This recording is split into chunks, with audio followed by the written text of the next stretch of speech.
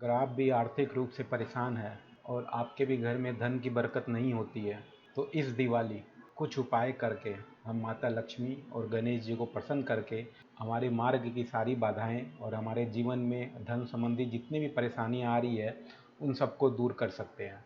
नमस्कार, मैं पंडित विवेक शर्मा मेरे यूट्यूब चैनल पर आप सभी का स्वागत करता हूं। आज का जो मेरा वीडियो है वो दिवाली में कुछ उपाय मैं आप लोगों को बतलाऊंगा जिनको करने से आपको माता लक्ष्मी की कृपा प्राप्त होगी। इस वीडियो के लास्ट में मैं एक विशिष्ट उपाय बतलाऊंगा जो आप ज़रूर सुनिएगा और ज़रूर करिएगा। तो मेरा पहला उपाय है कि दिवाली के दिन आपको सुबह बाज़ार से नई झाड़ू खरीद कर लाना है।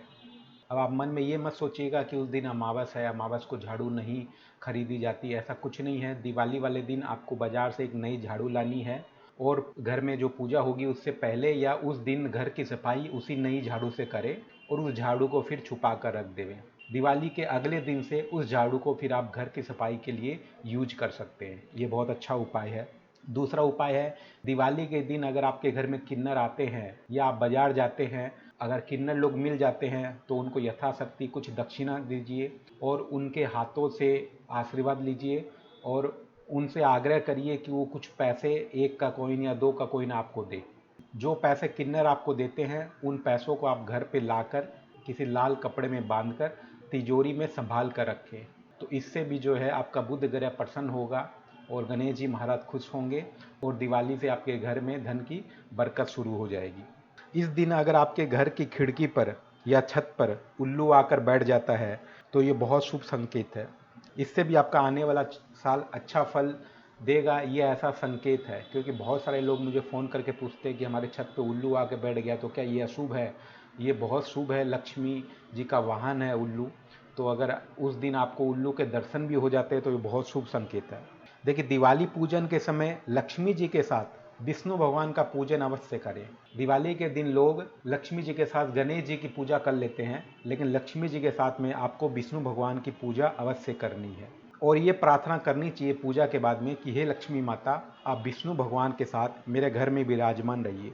लक्ष्मी जी विष्णु जी के साथ जिस घर में विराजमान रहती है वहाँ 7 पीढ़ी तक भी धन खत्म नहीं होता है, क्योंकि लक्ष्मी जी चंचला होती है, वो अकेली कहीं ज़्यादा दिन निवास नहीं करती है। लेकिन अगर उनका आह्वान विष्णु जी के साथ करेंगे तो आपके घर में धन की बरकत रहेगी और वो सालों साल तक आपके घर में निवास करेगी। अगर आपके घर में लक्ष्मी जी की कोई खड़ी लक्ष्मी जी की मूर्ति है या फोटो है तो उसको आपको विसर्जन करके बैठी हुई लक्ष्मी, शांत भाव की लक्ष्मी आपको लानी है।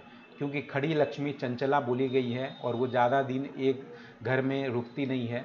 इसलिए आप जब भी आपके घर में कोई भी फोटो लाएं लक्ष्मी जी का तो शांत भाव से कमल के फूल के ऊपर बैठी हुई फोटो लाएं, खड़ी हुई नहीं। इस दिन अगर आपके घर में तितली आती है तो यह भी बहुत अच्छा शुभ संकेत है। तो अगर इस दिन तितली आए तो उसे घर से भगाइए मत। ये मेरा जो अगला उपाय है वो बहुत ही खास है। दिवाली की पूजन हमेशा स्थिर लगन में करनी चाहिए। ये स्थिर लगन में जब भी आप लक्ष्मी जी की पूजा करेंगे तो लक्ष्मी जी आपके घर में हमेशा स्थिर रहेंगी। तो दिवाली के दिन वृक्ष लगन जो है करीब शाम को 5:30 बजे से लेकर 7:30 बजे तक रहेगा। तो इस लगन में ही आपको पूजन करना है। इसके अलावा आप सिंह लगन में भी पूजा कर सकते हैं। मिथुन लग्न जो कि 7:30 से 9:30 रात्रि में रहेगा उसमें पूजा नहीं करनी चाहिए, क्योंकि ये दी स्वभाव लग्न है। तो इसमें पूजा करने से भी जो है लक्ष्मी की स्थिरता नहीं रहती है। और इससे पहले मेष लग्न रहता है जो कि 3:30 से 5:30 के करीब दोपहर में रहेगा। तो उसमें भी पूजा नहीं करनी चाहिए, क्योंकि मेष लग्न जो है वो चर लग्न है। तो चर का मतलब चलायमान है। अगर आप इसमें पूजा करते हैं तो लक्ष्मी जी आपके घर में हमेशा स्थिर नहीं रहेगी, चलायमान रहेगी। दिवाली पूजन में लक्ष्मी जी को गुलाब का इत्र जरूर चढ़ावें और गन्ने का प्रसाद, खजूर, अनार का फल जरूर चढ़ाएं। ये सब माता जी को विशेष प्रिय है और गुलाब के फूल भी माता जी को बहुत ज़्यादा प्रिय है। दिवाली के पूजन में आप थोड़ी सी केसर लीजिए और उसको पान के पत्ते के ऊपर रखकर माता लक्ष्मी जी के सामने अर्पण कर देवें और उसे रात में वैसे ही रहने दें। सुबह वो पान के पत्ते के साथ केसर को उठा लेवें और उस केसर को दूध में या खीर में डालकर फिर आप अपने पूरे परिवार के साथ उसका प्रसाद ग्रहण करें। तो इससे भी जो है माता लक्ष्मी की कृपा बनी रहती है। दिवाली के दिन केसरिया खीर, केसर से बनी हुई खीर माता को प्रसाद के रूप में ज़रूर चढ़ाना चाहिए, क्योंकि माता को जो है केसरिया खीर बहुत पसंद है।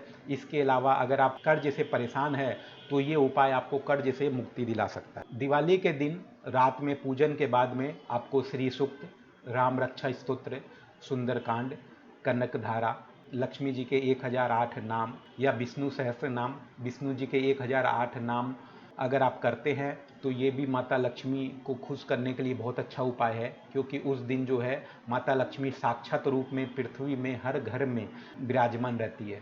तो अगर आप रात में ये पूजन के बाद में ये पाठ करते हैं तो माता लक्ष्मी बड़ी प्रसन्न होती है। दिवाली के दिन रात्रि समय जहाँ तक हो सके रात्रि जागरण करना चाहिए, सोना नहीं चाहिए। जिनकी आर्थिक स्थिति बहुत ज़्यादा खराब है उनको दिवाली के दूसरे दिन सुबह, मतलब दिवाली की रात बीत जाने के बाद में दूसरे दिन सुबह भोर में 4 बजे अपने घर के आगे झाड़ू निकालना चाहिए और जल के कुछ छींटे देने चाहिए।